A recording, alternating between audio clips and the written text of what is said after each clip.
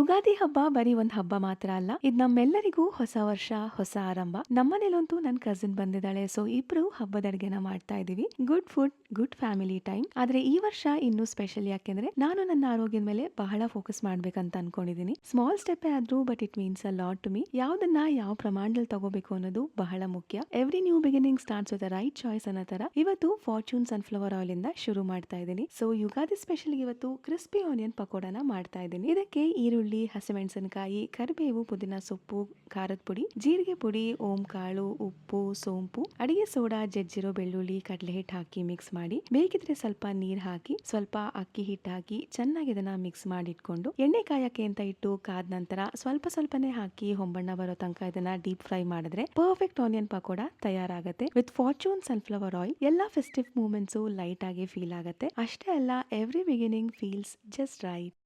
Crispy bowl, just like your new start. Because every new beginning deserves warmth, blessing, and good food. This Yugadi, every resolution begins with small, everyday decisions.